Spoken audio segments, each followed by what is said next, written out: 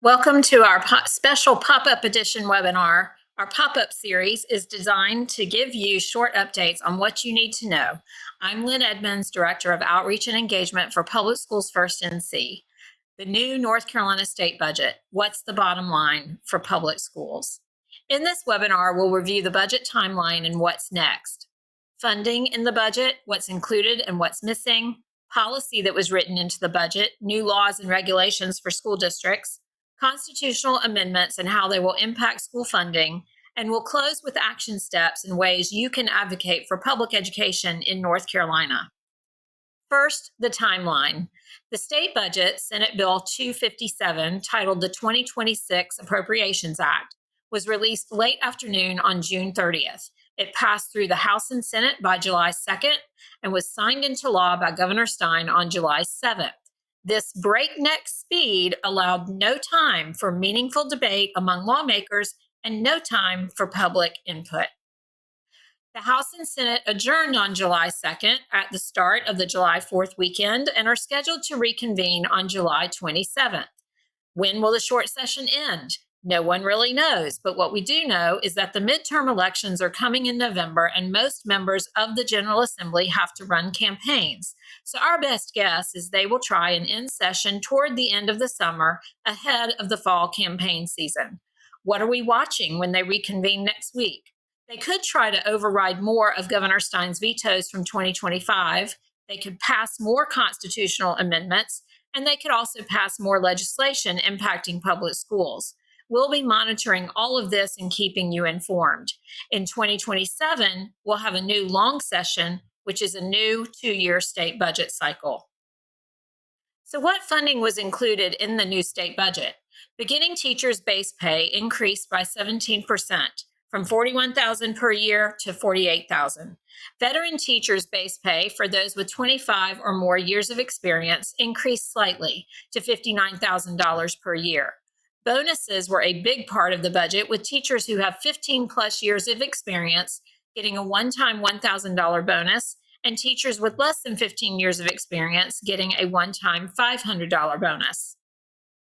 Principals, central office staff, non-certified staff, and all other state employees get a 3% pay increase, and all state employees making less than $65,000 a year get a one-time bonus of $1,750.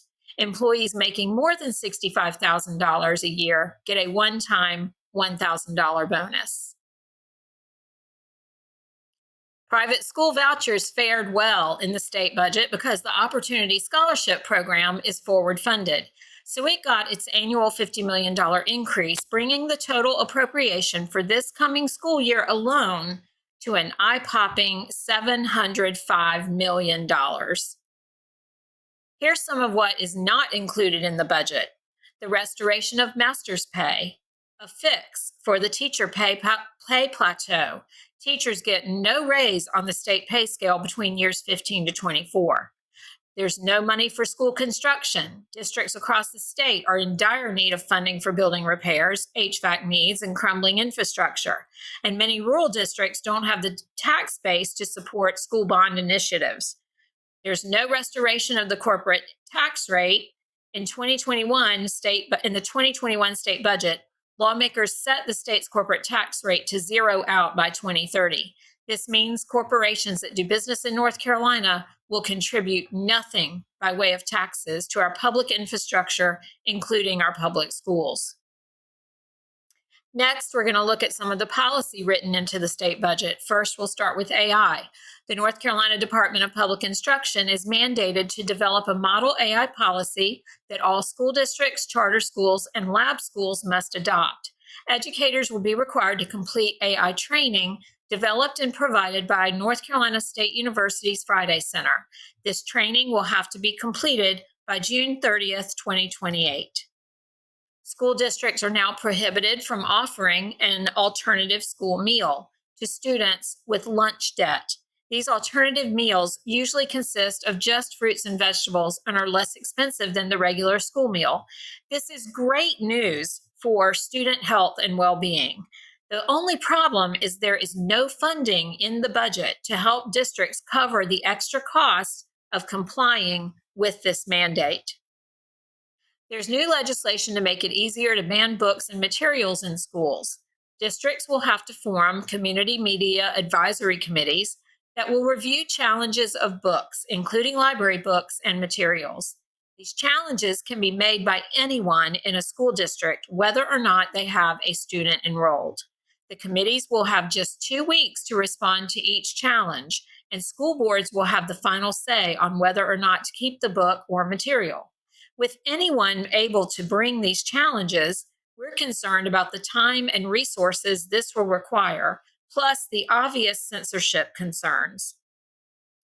A new way to ban books is concerning, but there's more. School districts will now be required to allow students to miss class for religious instruction. Currently, state law allows 2 excused absences for religious observances. The religious instruction in this new legislation must take place off school property and must not exceed more than 4 hours per week. If a family takes advantage of this every week, that's about 72 hours of missed instructional time per semester. Let's talk briefly about the constitutional amendments that will be on our ballots this November. These amendments were passed before the state budget. 2 of them, if they pass, will have a direct harmful impact on public school funding, which is why we're urging everyone to vote no. The first is called Lower Taxes for All. Sounds great, right? And that's the point. Voters will be eager to vote for lower taxes. This amendment would lower our state income tax cap from the current 7% to a 3.5% cap. The other is called Property Tax Levy Limit, which creates a limit on how much local government's property tax revenue can grow each year. Both of these amendments mean less revenues for public goods and services, including public education. If the state has less revenue from income taxes, and remember, our corporate tax revenue is completely phasing out, that means the state has less to invest in public schools. If county governments are restricted in growing their revenues, they'll have less to invest in things like schools, roads, libraries, and emergency services. There's a third amendment on the November ballot that won't impact school funding, but we still oppose it, and that's called Require Voter ID for All Voters, which would take existing law about voter ID and simply add it to the state constitution. Putting it on the ballot as a constitutional amendment can drive voter turnout, as many voters won't know this is existing law, and if they support voter ID, they'll turn out to vote. We want you to learn more about the tax-related amendments. Please check out our webinar with Senator Lisa Grafstein and Representative Phil Rubin. You can find it on our YouTube channel. Please watch it and share it with your networks. You can also find some great information and resources on the tax amendments, including one-page talking points and webinars from our friends at the North Carolina Budget and Tax Center. We'll be partnering with them in the coming weeks and months ahead of the elections to inform voters of the threats these amendments pose to public school funding.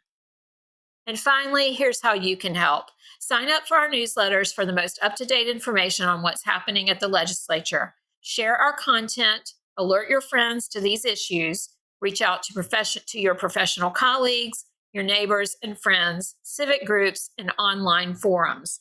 We know people are busy and there's so much news to consume, so we must all get active in helping spread the word about these critical issues for public schools. We'd also love to speak to your group. We offer free presentations for PTAs, your church group or civic group.